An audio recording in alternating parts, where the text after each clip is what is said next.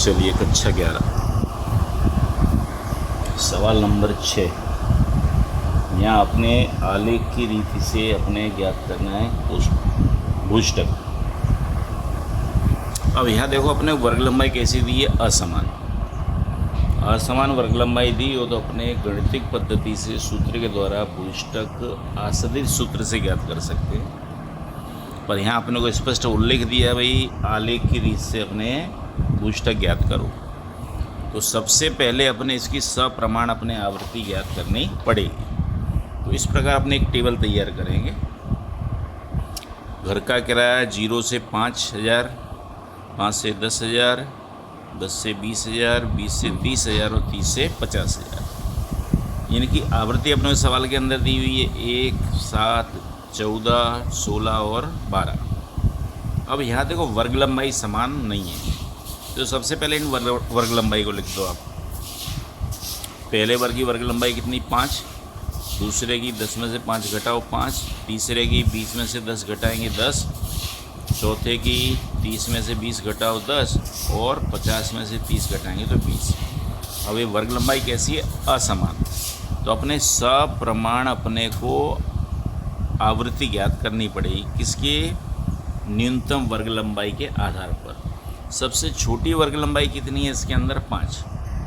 तो सप्रमाण आवृत्ति का सूत्र होता है अपना वर्ग की आवृत्ति बटे वर्ग लंबाई गुणे न्यूनतम वर्ग लंबाई। पहले वर्ग की आवृत्ति दी है कितनी अपने को 1, यानी 1/5 यानी इसकी वर्ग लंबाई गुणे न्यूनतम वर्ग लंबाई कितनी है 5। 1/5 गुणे 5 करेंगे तो उत्तर आएगा इसका कितना अपने 1। 5 से 5 कट जाएगा। दूसरा वर्ग देखें तो कितना है 7/5 गुणे 5, तो इसकी आवृत्ति मिलेगी अपने को सप्रमाण कितनी 7। तीसरा देखें 5 से भाग देंगे तो इसके अंदर कितना आएगा 2, 2 से भाग देंगे 14 में, तो इसका उत्तर आएगा कितना 7। तीसरा 5 से भाग देंगे तो इसके अंदर 2, 2 से भाग देंगे 16 में, कितना आएगा इसकी सप्रमाण आवृत्ति 8। और ये 5 चौक 20 और 4 से भाग देंगे 12 के अंदर कितना आएगा 3। ये मिलेगी अपने इसकी सप्रमाण आवृत्ति। अब इसे अपने बनाएंगे आलेख के ऊपर। y अक्ष पर अपने 1 सेंटीमीटर बराबर कितना 5 रुपये, x अक्ष पे 1 सेंटीमीटर बराबर कितना 5 रुपये। अपने कितने 10-10 का अंतर रखा है इसके अंदर, ये 1 सेंटीमीटर। दूसरा y अक्ष पर 1 सेंटीमीटर बराबर कितना 1 परिवार, यानी 1 सेंटीमीटर 1 परिवार में परिवार लिए 2, 4, 6 और 8।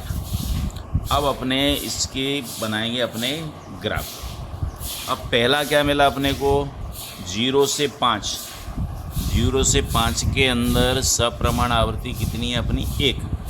तो अपने 1 तक इसका एक रेखा खींचेंगे। ये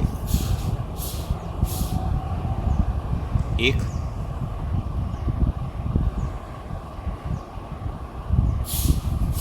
दूसरे की आवृत्ति मिलती है अपने को कितनी, दूसरे वर्ग की आवृत्ति कितनी मिलती है अपने को 7। 5 से 10, तो 5 से 10 यानी कि यहाँ से लेके 10 तक की आवृत्ति कितनी मिलती है अपने को 7। तो उसमें एक अपने स्तंभ बनाएंगे 7 तक का, ये 7 का स्तंभ।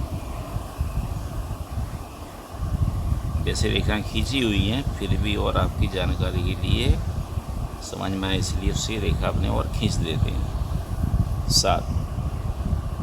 फिर अपने 10 से 20, 10 से 20 के अंदर कितनी आवृत्ति है 7।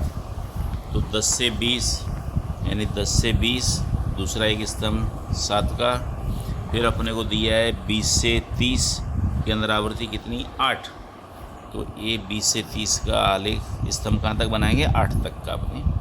फिर 30 से 50 के अंदर आवृत्ति मिलती है अपने को 3। तो 30 से 50 के अंदर आवृत्ति कितनी अपने लेंगे 3।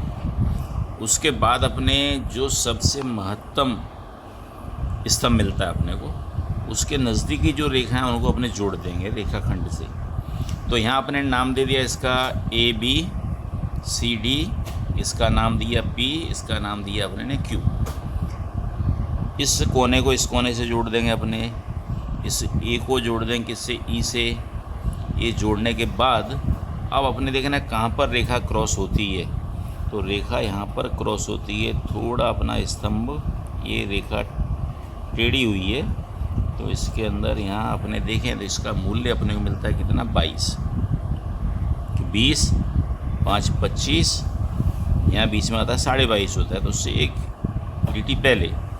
तो ये अपना हो जाएगा आलेख पर से भूइष्ठक 0Q, 0 से लेके Q तक की संख्या कितनी मिलती है अपने को, 22। यानी घर के किराए का भूइष्ठक कितना होगा, रुपये 22,000। तो इस प्रकार जब अपने को बोला हो आलेख की रीत से भूइष्ठक ज्ञात करो, तो सबसे पहले अपने ज्ञात करने की सप्रमाण आवृत्ति। सप्रमाण आवृत्ति ज्ञात करने के बाद अपने ज्ञात करेंगे क्या, आलेख। और जो अपने को उत्तर मिलेगा जहाँ पर सभी रेखाएं क्रॉस होती हैं वो हो जाएगा अपना भूइष्ठक। धन्यवाद।